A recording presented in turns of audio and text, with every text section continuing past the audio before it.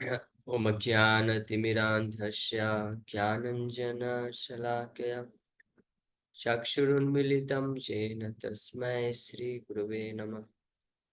नमः विष्णुपादाय कृष्णप्रेष्ठाय भूतले श्रीमते भक्तिवेदान्त स्वामिनिति नामिने। नमस्ते सारस्वते देवे गौरवाणी प्रचारिणे निर्विशेष शून्यवादी पाश्चात्य देश तारिणे। नमो महावदन्याय कृष्ण प्रेम प्रदायते कृष्णाय कृष्ण चैतन्य नामने गौरतुसे नमः। जय श्री कृष्ण चैतन्य प्रभु नित्यानंद श्री अद्वैत गदाधर शिवासादि गौर भक्त वृंद। हरे कृष्णा कृष्णा कृष्णा हरे हरे, हरे राम राम राम हरे हरे। हरे कृष्ण। आप सभी भक्तों का हार्दिक स्वागत है। आज के गौर कथा में हम लोग आज चर्चा कर रहे हैं श्री चैतन्य चरितामृत आदि लीला 7th चैप्टर, लॉर्ड चैतन्य इन 5 फीचर्स। इसके हम लोग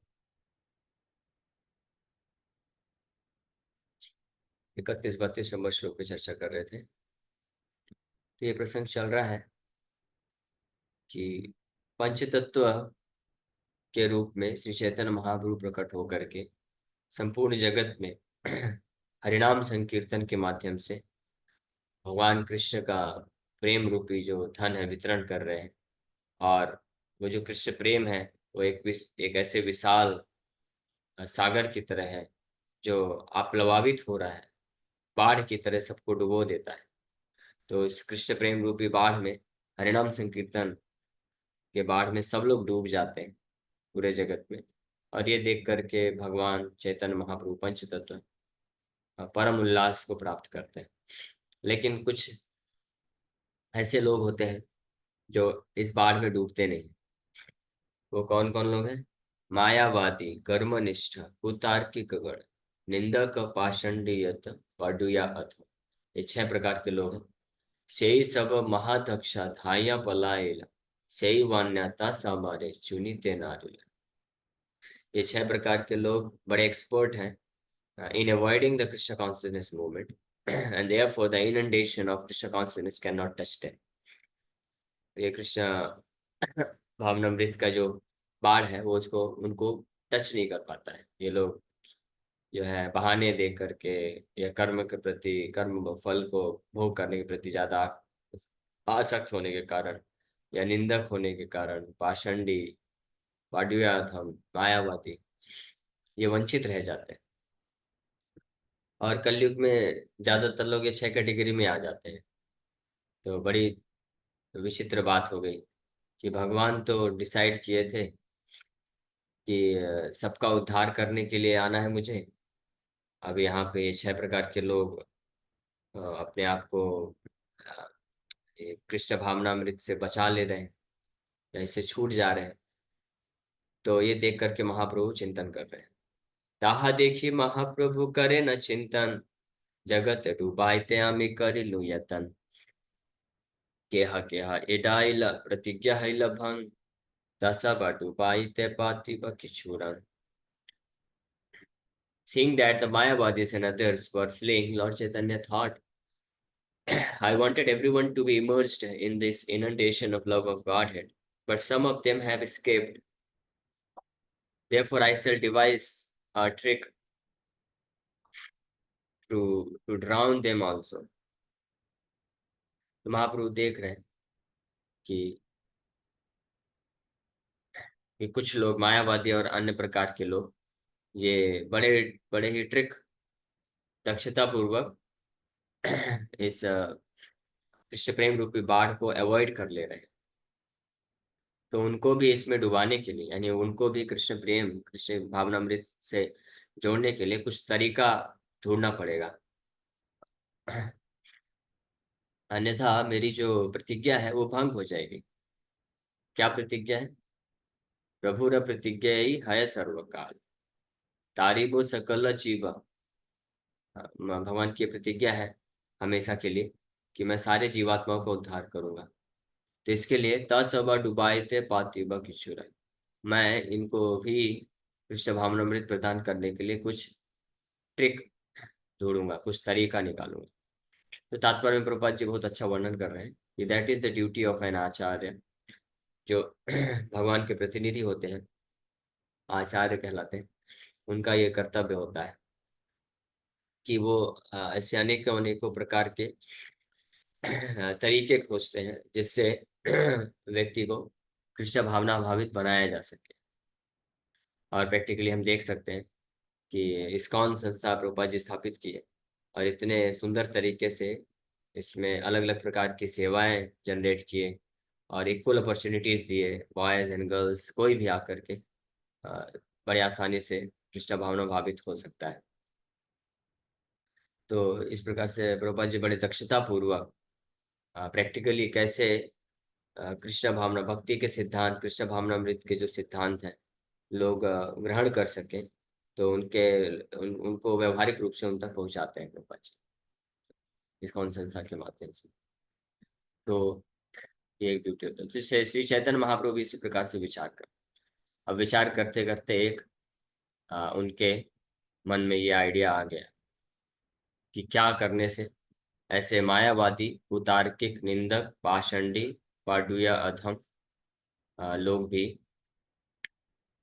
और कर्मनिष्ठ, ये 6 प्रकार के लोग ये भी कृष्ण भावना भावित बन सकते हैं। सो एतबल्ली मने किछु करिया विचार, संन्यास आश्रम प्रभु कैला अंगीकार।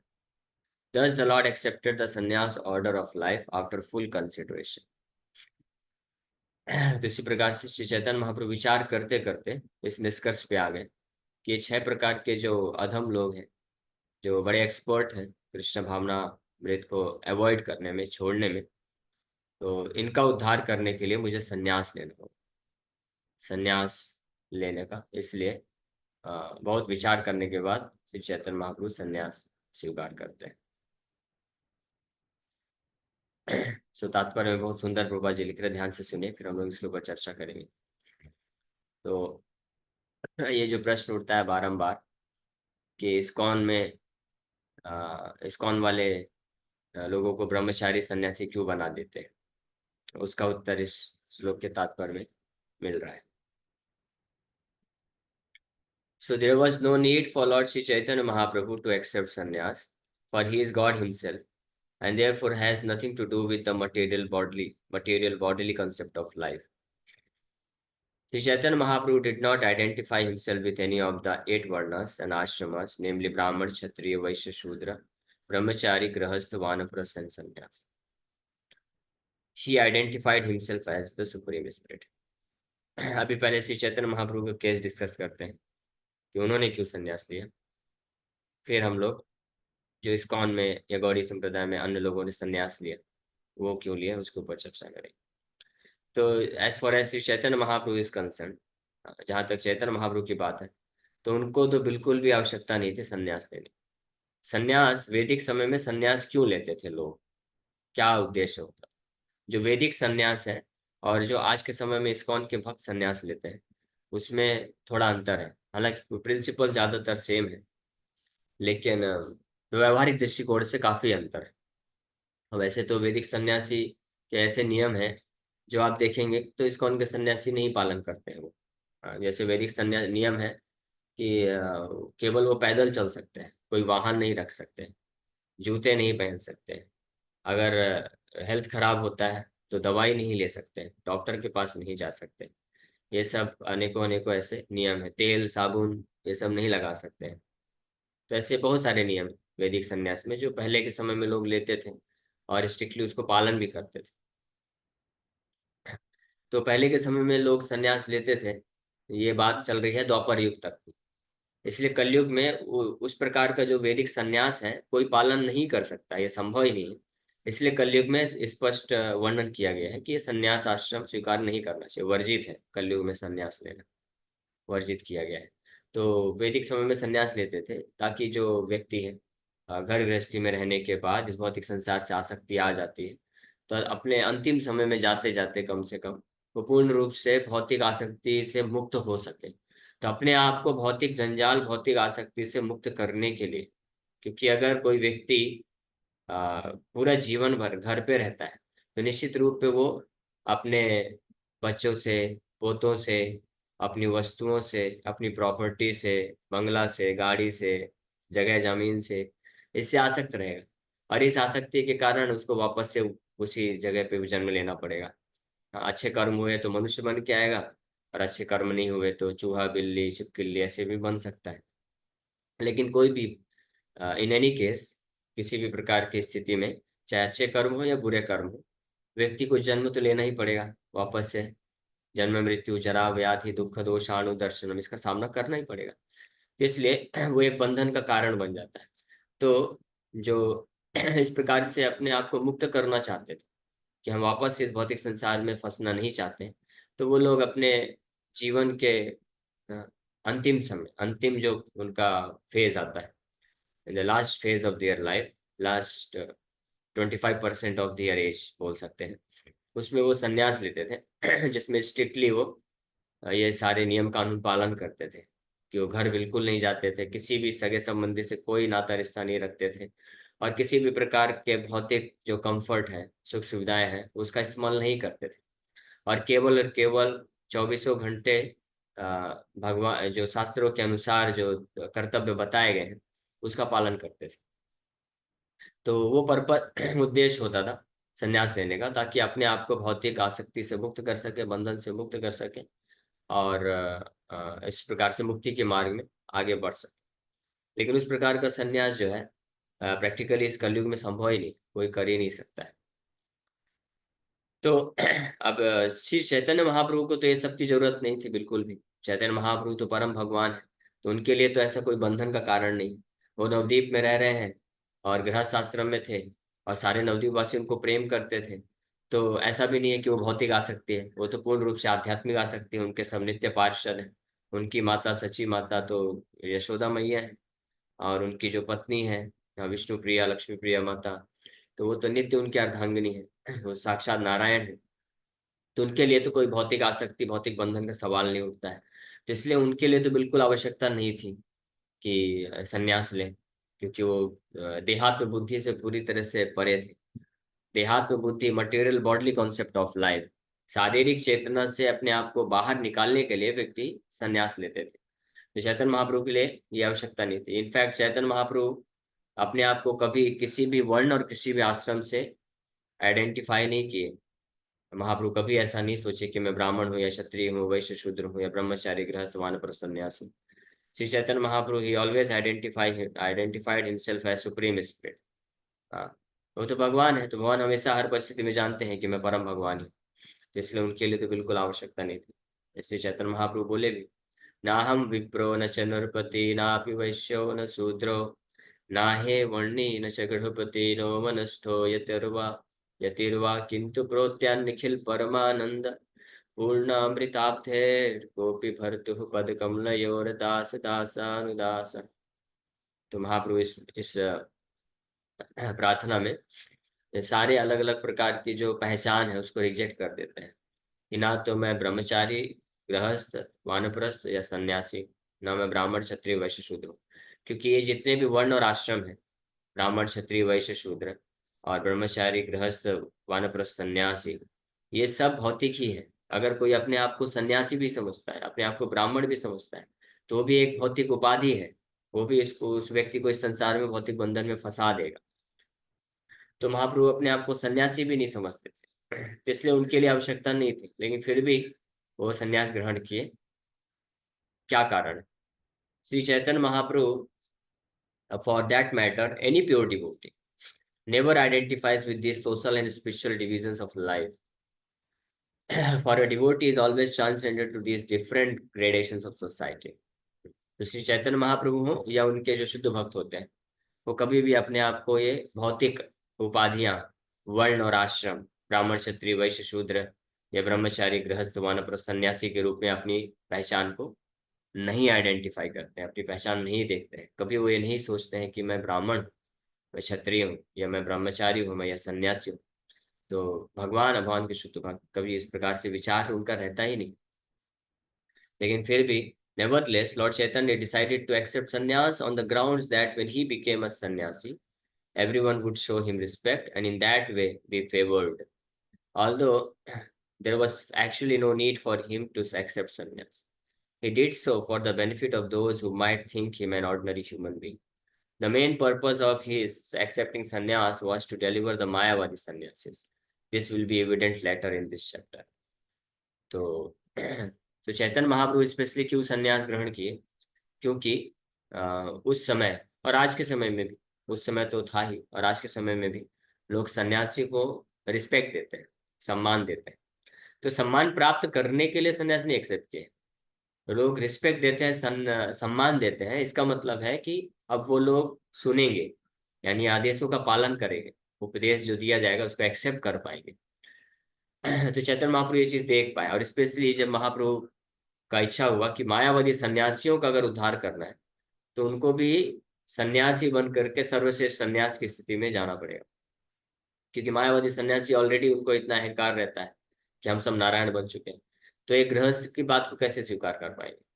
तो इसलिए उनका उद्धार करने के लिए, और उल्टा होता था क्या कि मायावादी सन्यासी और ये जितने भी कुतार्किक हैं, एथिस्ट लोग हैं, 6 कैटेगरी के लोग, ये श्री चैतन्य महाप्रभु गृहस्थ आश्रम में थे तो उनका निंदा करते थे कि ये भावुक देखो, भावुक घूमता रहता है इधर उधर, कीर्तन करता रहता है, नाचते रहता है भावुक तरीके से।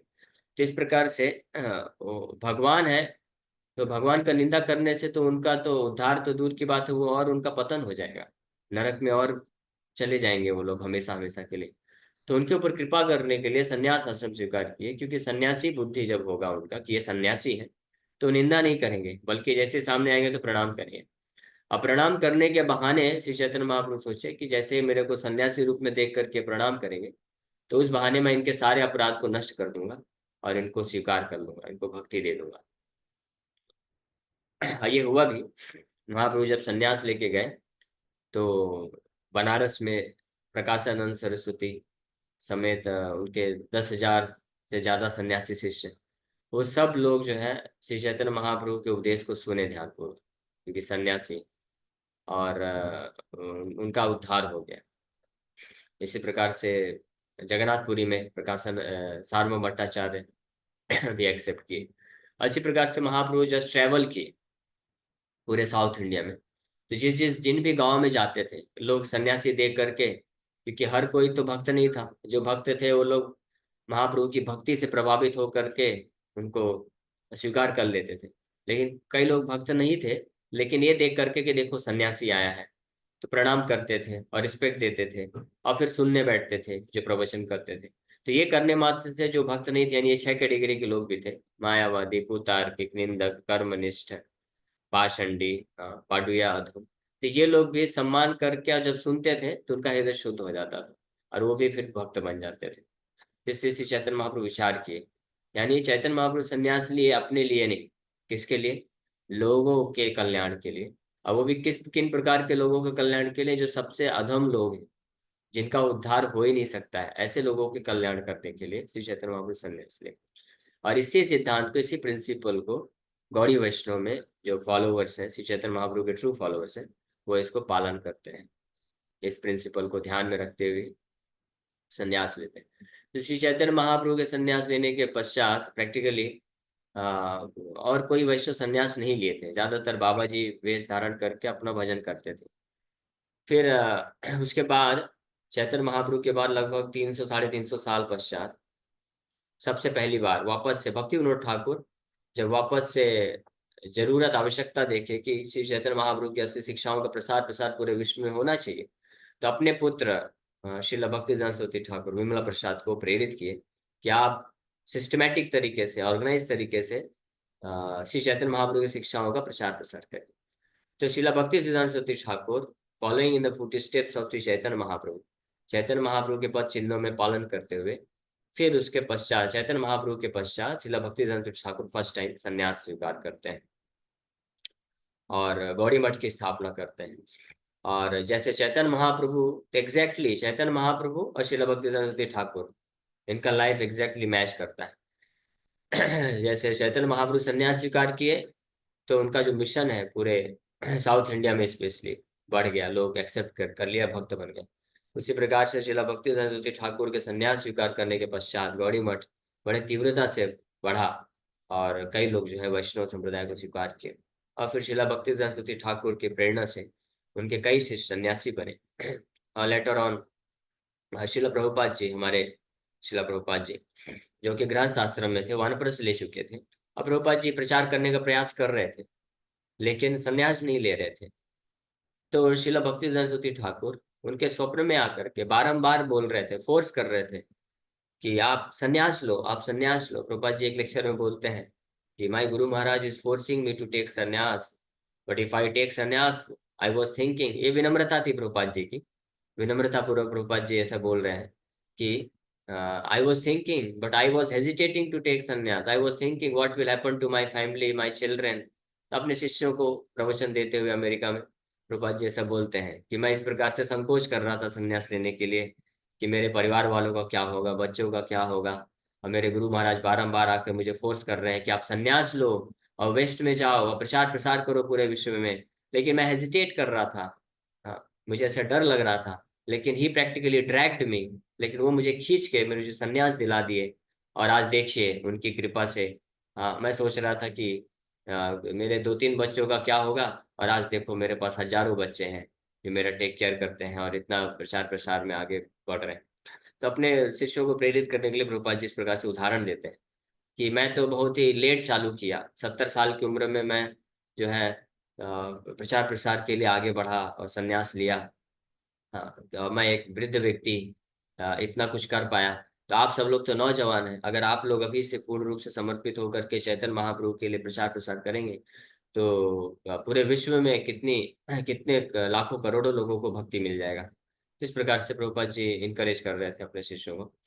तो प्रभुपाद जी भी लास्ट स्टेज में जाकर के संन्यास लेकर के, इसी कारण से प्रभुपाद जी को भी आवश्यकता नहीं थी अपने लिए संन्यास लेने की, वो अपने वानप्रस्थ और गृहस्थ आश्रम में रहकर भी अच्छे से भक्ति कर रहे थे और उसी से भगवत धाम को प्राप्त कर लेते हैं। In for the purpose of delivering others Srila Prabhupada also took संन्यास। अब यहीं पे आंसर मिलता है इस प्रश्न का, इस्कॉन वाले इतने ब्रह्मचारी और सन्यासी क्यों बनाते हैं? क्योंकि हमारा मिशन बहुत बड़ा है।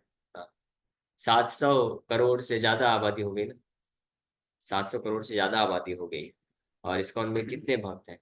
अभी बहुत कम है, अभी बहुत बहुत ज्यादा प्रचार करना बचा हुआ है। लाखों करोड़ों लोग ऐसे हैं जो इनोसेंट है, मासूम है, जो चाहते हैं कृष्ण भक्ति को प्राप्त करना चाहते हैं, लेकिन हम लोग पहुंच नहीं पा रहे हैं उन तक। इसलिए प्रभुपाद जी बोलते हैं we need thousands and thousands of सन्यासीज who can travel all over the world and preach Krishna consciousness. हजारों हजारों ऐसे ब्रह्मचारी और सन्यासी चाहिए जो पूरे विश्व में सभी सभी देशों में जा जा करके, गांव गांव में जा जा करके लोगों को कृष्ण भावनामृत की शिक्षा प्रदान कर सके, उनको भक्ति से जोड़ सके। अगर सब लोग केवल अपना ही माला झोली लेकर के बैठ जाएंगे घर में, तो फिर अन्य लोगों तक प्रचार कैसे हो? आप सोचिए, अगर प्रभुपाद जी संन्यास नहीं लेते, प्रभुपाद जी वृंदावन को छोड़ करके अमेरिका नहीं जाते और ये इस्कॉन संस्था स्थापित नहीं करते, तो हम में से कितने लोग हैं यहाँ पे जो बैठे हैं, 30-35 लोग लगभग हैं, कितने लोग हैं ये आशा कर रहे होते कि हम बैठ के गौर कथा सुन रहे होते या हरे कृष्ण जप कर रहे होते। हाँ, हम में से किसी ने, आप में से कितने भक्त हैं जो इस्कॉन से जुड़ने के पहले श्री चैतन्य महाप्रभु के बारे में जानते थे, है ना? उनके बारे में सुना नहीं बोल रहा हूँ, जानते थे कि वो परम भगवान है, श्रीमती राधा रानी का भाव लेकर के आए भक्ति का प्रचार करने के लिए। इतिहास में कई जगह कई बार पढ़ाया जाता है चैतन्य महाप्रभु के बारे में, लेकिन केवल और केवल कैसे पढ़ाया जाता है कि वो एक कोई महान संत थे। लेकिन कितने लोगों को पता था कि चैतन्य महाप्रभु महान? प्रैक्टिकली किसी को नहीं पता था।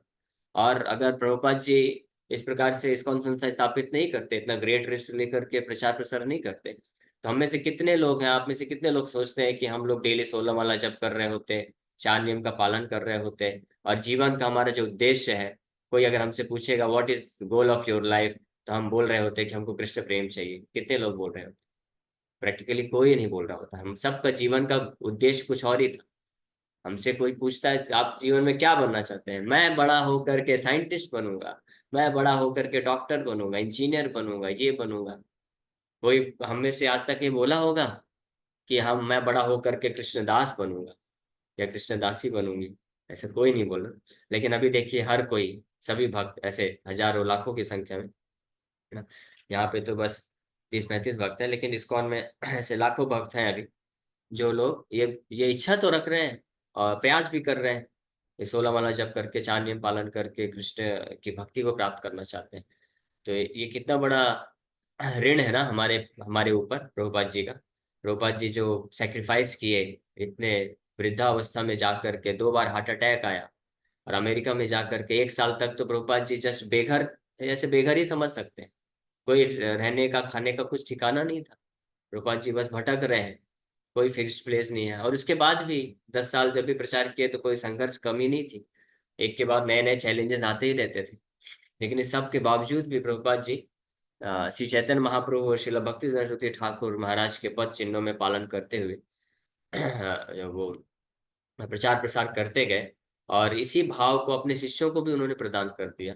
और उनके महान शिष्य भी जो है संन्यास लेकर के ऑल ओवर वर्ल्ड ट्रैवल करके और प्रचार प्रसार में लगे रहे। सो that is the purpose of Shri Chaitanya Mahaprabhu taking संन्यास, to devise a means by which he can even deliver the most fallen people, like Mayavadi से, मायावादी और जो कुतार्किक निंदक, इन लोगों को भी उद्धार करने के लिए। ये बहुत इंपॉर्टेंट यहाँ पे चीज है। आगे प्रभुपाद जी वर्णन कर रहे हैं। Srila Bhakti Saraswati Thakur has explained the term Mayavadi as follows: The supreme personality of Godhead is transcendental to the material conception of life. A Mayavadi is one who considers the body of the Supreme Personality of Godhead, Krishna, to be made of Maya, and who also considers the abode of the Lord and the process of approaching Him, devotional service, to be Maya. The Mayavadi considers all the paraphernalia of devotional service to be Maya. The Maya refers to material existence, which is characterized by the reactions of fruitive activities. Mayavadis consider devotional service to be among such fruitive activities. According to them, when Bhagavatas or devotees are purified by philosophical speculation, they will come to the real point of liberation. Those who speculate on this way regarding devotional service are called Kutarkiks, false logicians. मायावादी की व्याख्या कर रहे हैं कि जो कृष्ण और कृष्ण के भक्त और कृष्ण की भक्ति को इस भौतिक जगत का प्रोडक्ट मानते हैं, माया से संबंधित मानते हैं, उनको मायावादी बोला जाता है। या दूसरे प्रकार के जो लोग सोचते हैं कि भगवान की जो भक्ति है ये भी, this is also a kind of fruitive activity, यानी एक पुण्य कार्य है और इसको करके कुछ भौतिक लाभ मिल जाएगा, तो ऐसे लोगों को भी मायावादी की कैटेगरी में रखा गया। सावधान रहिए। हाँ, अगर हम हम बाहरी रूप से हो सकता है मायावादी ना हो, हम कृष्ण के दिव्य स्वरूप को भले स्वीकार कर लेते हो, लेकिन अगर हम भक्ति इस भाव से कर रहे हैं कि भक्ति करने से मुझे पुण्य मिलेगा और उस पुण्य के बल पे मुझे बहुत सारा भौतिक सुख सुविधा मिलेगी, तो ये भी एक मायावादी की कैटेगरी है, फ्रूटिव एक्टिविटीज। ये एक महान अपराध है, तो कभी ये विचार नहीं रखना चाहिए। और फिर फॉल्स लॉजिशियन गुप्त कार्तिक बता रहे हैं कि जो लोग ये सोचते हैं कि जो भक्ति कर रहे हैं वो जब वेदांत सूत्र, फिलोसफिकल स्पेकुलेशन, ज्ञान मार्ग को स्वीकार करेंगे, तब वो वास्तविक मुक्ति प्राप्त कर पाएंगे, ऐसे लोगों को तार्किक बोला जाता है। And those who consider devotional service to be fruitive activity are called karmanishtha. कर्मनिष्ठा भी के कैटेगरी में भी रखा गया है, जो भक्ति को फ्रूटिव एक्ट के रूप में देखते हैं। Those who criticize devotional service are called निंदक्स। Similarly, non-devotees who consider devotional activities to be material are called parshandis, and scholars with a similar viewpoint are called adham patuyas. तो ये हमने already इसके ऊपर चर्चा कर लिया है। Siddhaku, Tarkiks, Nindaks, Parshandis, and Adham Patuyas all avoided the benefit of Sri Chaitanya Mahaprabhu's movement of developing love of God. Sri Chaitanya Mahaprabhu felt compassion for them, and it is for this reason that he decided to accept sannyas order. For by seeing him as a sannyasi, they would offer him respect. The sannyas order is still respected in India. Indeed, the very dress of a sannyasi still commands respect from the Indian public. Therefore, Sri Chaitanya Mahaprabhu accepted sannyas to facilitate his preaching his devotional cult, although otherwise he had no need to accept the fourth order of spiritual life. तो ये स्पष्ट है यहाँ पे, श्री चैतन्य महाप्रभु संन्यास को स्वीकार किए इन 6 प्रकार के जो अधम लोग हैं, इनका उद्धार करने के लिए, क्योंकि संन्यास के रूप में देखेंगे जब वो महाप्रभु को रिस्पेक्ट देंगे और उनको सुनेंगे, उनके उपदेशों को एक्सेप्ट करके वो आगे बढ़ सकेंगे। और आज भी भारत में जो सन्यासी होते हैं, सन्यासी तो छोड़िए, यहाँ तक कि जो ब्रह्मचारी होते हैं सैफरन स्वीकार कर लेते हैं, तो लोग उनसे उपदेश ग्रहण करने के लिए तैयार हो जाते हैं। तो ये एक बहुत अच्छा अपॉर्चुनिटी होता है, मौका होता है कि हम इस तरीके से लोगों को थोड़ा फोर्स भी कर सकते हैं कि आप कब तक भौतिक कार्य में लगे रहेंगे, आप कृष्ण का आश्रय लीजिए, कृष्ण का नाम जप करिए, और लोग उसको स्वीकार करने के लिए तैयार हो जाते हैं। So that is why this ashram has a great advantage to preach Krishna consciousness all over the world. Okay, so thank you very much. Hare Krishna. किसी भक्त का कोई प्रश्न है, पूछ सकते हैं। यस, श्याम माता जी। हरे कृष्णा प्रभु जी। प्रभु जी, ये जो आपने ये उतार के पाषंडी ये सब जो है, ये थोड़ा शॉर्ट में बताएंगे एक बार फिर से, ये कौन होते ये हैं? ये ऑलरेडी ये 6 प्रकार के लोगों के बारे में हमने डिटेल में चर्चा किया था 2 या 3 दिन पहले, गौर कथा में। आप अगर उनको सुन लेंगे तो आपको स्पष्ट पता चल जाएगा। तो ओके ये प्रभु अलग जी। अलग प्रकार के 6 प्रकार लोग होते हैं जो अलग अलग तरीके से कृष्ण भक्ति को स्वीकार नहीं करते, या स्वीकार करेंगे तो केवल बाहरी रूप से स्वीकार करेंगे, और ना करने के अलग अलग बहाने देते हैं। कुतार्किक मतलब फॉल्स लॉजिशियंस, अलग प्रकार का लॉजिक देते हैं, गलत लॉजिक देते हैं कृष्ण भक्ति को की महिमा को नीचा करने के लिए या ना करने के लिए। हमारे कॉन्टेक्स्ट में कुतार्किक उनको भी बोला जा सकता है जो लोग गीता भागवत पढ़ेंगे सुनेंगे तो जरूर, लेकिन जब बोला जाएगा कि आप करिए नाम जप करिए 16 माला, कब करेंगे, 2 साल हो गए, आप 2 साल से अभी तक 1-2 माला में अटके हुए हैं, तो अलग अलग प्रकार के बहाने देंगे कि अरे अभी तो हमारा बिजनेस ऐसा चल रहा है, अभी तो इसका शादी करना है, अभी वो करना है, ये फलाना ठिकाना, बहुत सारे हजारों कारण बता देंगे। 1 घंटा बैठ के आपको बहाना बता देंगे कि क्यों जप नहीं कर रहे हैं, और वही 1 घंटा बैठ के जप नहीं कर सकते। रूपा जी एक बताते हैं, एक बार एक कार्टून में आर्टिकल निकला था कि एक ओल्ड मैन को उसकी पत्नी ओल्ड लेडी बोलती है कि आप बीमार हो, आप बहुत खराब परिस्थिति में है, you chant chant chant. So he said can't can't can't. तो प्रभुपाद जी बोलते हैं he could say can't can't can't but not Krishna Krishna Krishna. तो इनको बोलते हैं भूतार्किक। ऐसे अलग अलग कैटेगरी है। पाडुया अधम मतलब जो वैदिक शास्त्रों को पढ़ते तो जरूर है, भागवत भी पढ़ेंगे, गीता भी पढ़ेंगे, लेकिन जब कृष्ण भक्ति की बात करेंगे तो कृष्ण भक्ति को इम्पोर्टेंट नहीं समझते हैं। वो सोचते हैं कि मंत्रोच्चारण करना, यज्ञ करना, तपस्या करना, ये ज्यादा इंपॉर्टेंट है, हरे कृष्ण नाम जप करने से क्या होगा।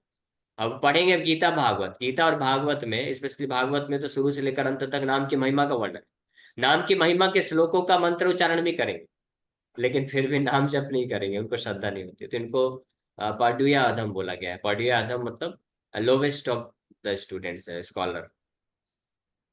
इस प्रकार से और सारी कैटेगरीज। ओके। हरे कृष्ण हरे प्रभु कृष्ण। धन्यवाद। हरे हरे कृष्ण कृष्ण। प्रभु धन्यवाद। तो मुझे जो चैतन्य चरितमृत भगवान मतलब प्रभुपाद के वो है ग्रंथ है, तो मतलब कितने कैंटो में है ये? चैतन्य चरितमृत 3 कैंटो बोल सकते हैं, आदि लीला, मध्य लीला और अंत्य लीला है, और ये तीनों में 9 वॉल्यूम्स में प्रभुपाद जी ने लिखा है। प्रभु आदि जी लीला जैसे मेरे ख्याल से। जैसे प्रभु जी वो बुक मंगाना हो तो मतलब तीनों कैंटो अपन को मिलेगा कि एक कैंटो भी मिल हाँ, एक सकता है? साथ है। नहीं नहीं, एक तीनों साथ? एक साथ लेना पड़ेगा, पूरा सेट आता है। जी जी प्रभु जी। 9 9 9 किताबें होती हैं, 9 वॉल्यूम्स में है, ये तीनों अच्छा है। 9? हाँ, तो आप मंगवा लीजिए, कोई ज़्यादा कॉस्ट नहीं है, 2,500-3,000 रुपये है, आप उसको पढ़िए। प्रभु जी क्या है जानते हैं, अभी मेरे पास मतलब भागवतम पढ़ते हैं तो अभी फोर्थ कैंटो ही चल रहा है, अभी 18 से मतलब उसका कैंटो मतलब रहता है ना, तो वो हाँ लगता है कि अभी इतनी सारी पढ़ नहीं पाए और ये भी मंगा के रख ले तो। हाँ, ठीक है, तो आप भागवत अगर पढ़ रही हैं तो भागवत कंप्लीट कर लीजिए धीरे धीरे, उसके बाद फिर चैतन्य चरितमृत भी ले लीजिएगा। जी। ओके। हरे हरे कृष्ण कृष्ण। प्रभु। ये समय हो गया है। ये अंश को आपको कुछ बोलना है?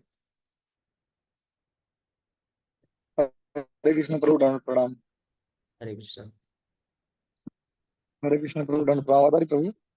हाँ, आ रही बोलिए। हाँ प्रभु जी, मेरा प्रश्न है एक्चुअली, जैसा भी आपने बताया चैतन्य महाप्रभु ने संन्यास आश्रम क्यों ग्रहण किया। बट प्रभु जी, जैसे हम लोग हैं कलयुग में, हमारे लिए भगवान ने अपना गृहस्थ आश्रम छोड़ दिया है, क्योंकि हम लोग को इन सब चीजों से निकाल के टुवर्ड्स अपनी तरफ लेकर आए, जहाँ से हम वास्तविकता हमारा जहाँ पर है, जहाँ हमको जाना चाहिए। बट हम फिर भी क्यों नहीं जा पा रहे प्रभु जी? हम आसक्ति क्यों चीजों से इतनी बढ़ती जा रही है डे बाई डे? हम रोज कथा भी सुनते हैं, श्रवण भी करते हैं, माला भी करते हैं, 16 राउंड, चारों चीजों का पालन भी करना चाहते हैं, बट फिर भी क्यों अटैचमेंट क्योंकि ज्यादा हो रही है प्रभु? अरे क्योंकि हम लोग इस भौतिक जगत में फ्रॉम टाइम इमेमोरियल मतलब अनादि काल से हम लोग इस भौतिक संसार में पड़े हुए हैं, तो इसलिए आसक्ति बड़ी गहराई से बन चुकी है, इसलिए इतनी आसानी से जाती नहीं। इसलिए बोलते हैं ना, माया जो है आ सकती मतलब आ सकती है, लेकिन जा नहीं सकती इतनी आसानी से। तो इसलिए इसके लिए बहुत प्रयास करना पड़ेगा। लेकिन भगवान कृष्ण की भक्ति इतनी पावरफुल, इतनी शक्तिशाली है कि अगर कोई दृढ़ता पूर्वक आश्रय लेगा, तो जितने भी हृदय में गहराई से छाप बने हुए हैं आसक्ति के भौतिक संसार के, वो सब एक झटके में खत्म हो सकते हैं। बट हम उसके लिए प्रयास कर रहे हैं हमको, तो प्रयास करते रहिए। हाँ, इसलिए हमारे गुरु महाराज बोलते हैं, try try and try, at the last you will succeed. आप प्रयास करते रहो, प्रयास करते रहो, अंत में आप निश्चित रूप से सफल हो जाएंगे। कृष्ण भक्ति इतनी पावरफुल है। अब रूपा जी भी इसी चीज को लिखते हैं 6 चैप्टर भगवद गीता में, success is guaranteed for a rigid practitioner. जो बिल्कुल दृढ़ता पूर्वक बिना हार माने लगे रहते हैं साधन भक्ति और कृष्ण की सेवा में, तो उनके लिए जो सफलता है वो गारंटीड है, तो हो जाएगा। हरे कृष्ण। आपने बताया कि जैसे हमको बचपन से कैसा होता है, हमारे मॉम डैड रहते हैं, जब भी हम भगवान की जब पूजा करते हैं ना, हमेशा मांगा जाता है भगवान सुख शांति देना, समझाना। बट अभी जैसे आपने बताया कि हम ये मांगने बजाय हम भगवान से मांग सकते हैं, भगवान आप मुझे भक्ति दो। बट फिर भी ऐसा क्यों नहीं रहता कि हमारे भक्ति मांगने से हमारे मन में ये रहता है, भगवान अगर मैं आज प्रसन्न हो जाता मुझे ये कुछ मिल जाए। बट वो भी डेवलप नहीं हो रहा है वैसा, कि मुझे भक्ति चाहिए बट मुझे आसक्ति अटैचमेंट मटेरियल चीजों से ज्यादा हो रही है, मुझे ये मिल जाए वो मिल जाए ऐसा। हरे हाँ कृष्ण। तो हाँ, हृदय के अंदर में तो वास्तव में वही आ सकती है भौतिक चीजों के प्रति। बाहर से हम जरूर बोलते हैं कि भगवान भक्ति दे दो, तो इसलिए हमको बड़े गहराई से और ध्यान पूर्वक, सावधानी पूर्वक और हृदय की गहराई में जा करके भगवान को प्रार्थना करना पड़ेगा। और प्रैक्टिकली बोल सकते हैं कि रोना पड़ेगा। बिना रोए, बिना रोए कृष्ण को कोई प्राप्त नहीं किया है आज तक, और न कोई प्राप्त कर सकता है। केवल बाहरी रूप से ऊपर से हरे कृष्णा थोड़ा जप कर लिए और भगवान को बोले कि भगवान भक्ति दे दो, भक्ति दे दो। लेकिन भगवान तो बाहर से बस नहीं सुनते हैं, वो अंदर हृदय के अंदर घुस करके देखते, घुसे हुए हैं अंदर, देखते हैं अरे अंदर तो इसको कुछ और ही चाहिए बाहर से। तो इसलिए ये हम लोग प्रयास कर रहे हैं, we are in beginning stage. तो हम लोग धीरे धीरे ऐसे दृढ़ता से नाम का आश्रय लेंगे। जितनी मात्रा में शुद्ध हृदय होगा, उतनी मात्रा में हृदय की गहराई से भी हम केवल यही प्रार्थना करेंगे भगवान को। इसलिए मैंने एक वो श्लोक बताया था, प्रहलाद महाराज ने जो श्लोक बोला है कि हमारे स्टेज में एटलीस्ट हमको ये प्रार्थना करना चाहिए कि भगवान मेरे हृदय में बहुत सारी भौतिक इच्छाएं हैं, लेकिन मैं चाहता हूँ कि आप मुझे वरदान देना चाहते हैं, तो ये भौतिक इच्छाएं पूर्ति मत करिए, इसको साफ कर दीजिए, नष्ट कर दीजिए। यदि दास यदि आप वरदान, यदि दास्यस्य में कामा, ऐसे करके श्लोक है, मैं एक बार कोट किया था। मैं वापस से उस श्लोक का लिंक डालता हूँ मैसेज, आप लोग उसको पढ़िए और उस पर मेडिटेट करिए। हरे कृष्ण।